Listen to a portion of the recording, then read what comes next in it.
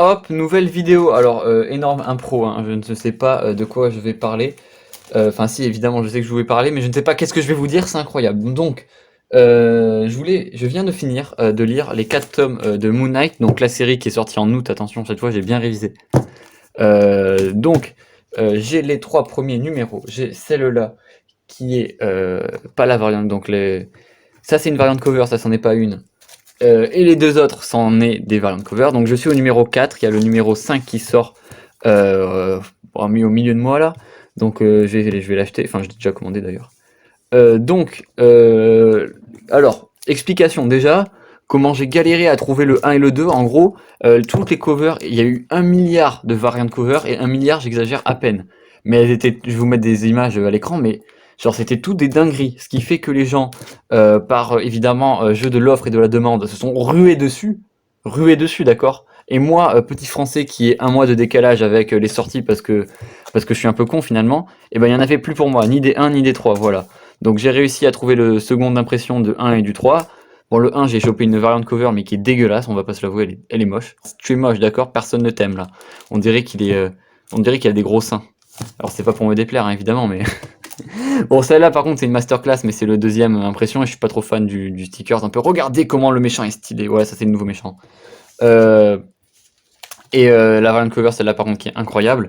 Et celle-là, qui est incroyable aussi. Donc je vais vous montrer un petit peu les dessins.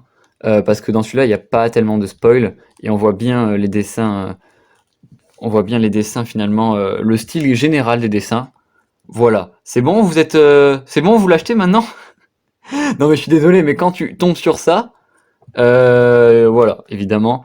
Donc on voit beaucoup le dieu Khonshu. Il y a une très très bonne dualité entre Moon Knight et Khonshu parce que ça joue sur son apparence, parce qu'on le voit souvent en smoking comme ça ou en version énervée parce qu'en gros, si vous voulez, c'est un dieu égyptien qui prend possession de Mark Spector. Donc on a tout le doute au départ, mais je vous dis pas parce qu'en gros il y a eu depuis le run de Jeff Lemire, on sait que Moon Knight est schizophrène, c'est-à-dire que le personnage de Khonshu, qui est donc un dieu égyptien, est dans sa tête. Donc je vous dis pas, et c'est là qu'est-ce qu'il en est, si est-ce qu'il est vraiment fou ou est-ce qu'il y a vraiment une petite force mystique, tu vois, qui viendrait lui prêter un petit coup de main. Bon, voilà. C'est des grosses hallucinations. Si c'est des hallucinations, vous avez compris que c'est des grosses hallucinations, quoi. Tu vois, c'est des trucs assez vénères. Voilà, va falloir prendre assez de narcotiques pour se calmer. Mais vous voyez que le mec a pris un peu cher. Mais du coup, c'est une très très bonne série parce que les bases, là, en 2 numéros, vous avez les bases qui est posées. Troisième numéro, l'histoire, elle attaque direct. Genre, ça arrive. Euh, T'as ce mec-là qui commence. Alors, il se bat contre des vampires, contre des trucs comme ça. Il a un quartier à protéger, une zone bien définie, et donc il va se battre contre des vampires, ça. Sauf qu'à un moment donné, il va se dire, et bon, casser les genoux à tout le monde, c'est sympa, mais il faudrait aussi faire du social, tu vois. Et donc là, t'as ce mec-là qui arrive, il fait comment ça, du social? Est-ce que j'ai une tête à faire du social? Non, car je n'ai même pas de bouche. Donc je ne peux pas faire de discours déjà de base. Je n'ai que mes grosses mains pour casser des gueules en fait. Donc c'est extrêmement mal expliqué, mais l'idée générale c'est ça. Hein, vraiment, faut pas se leurrer. Donc t'as ce mec. Allez, je vais l'ouvrir. Allez, je l'ouvre. Allez, je vous montre. Attention, fermez les yeux. Il y aura pas de spoil, mais attention. Bah, lui, il y a du spoil un peu, mais j'aimerais juste vous montrer. Voilà. Voilà, donc là, vous voyez, là par exemple, le social n'est pas la priorité absolue de Hunter's Moon, qui est évidemment le nom du méchant. Et donc là, en gros, si vous voulez, c'est 30 pages où les scénaristes se sont dit, viens, on fait que du combat.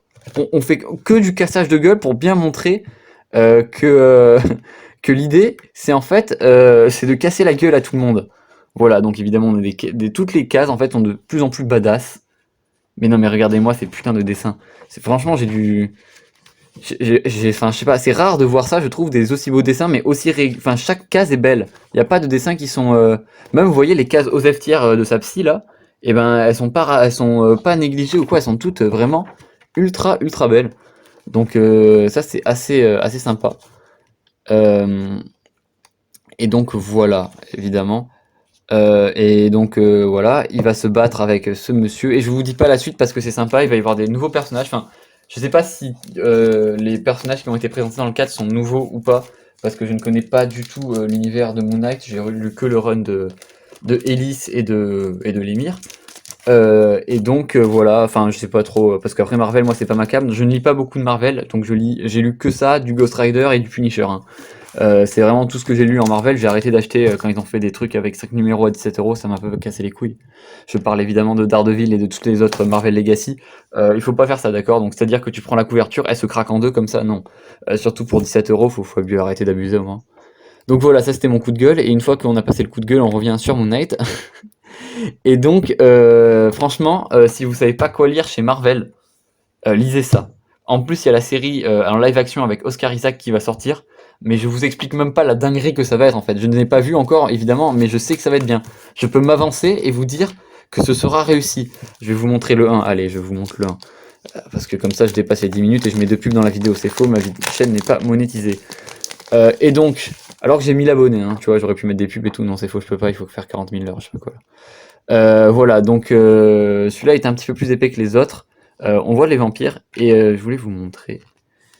Voilà, donc là on a, voilà, évidemment, on a que des pages extrêmement badass avec des bons gros teasers d'Hunter's Moon au tout début.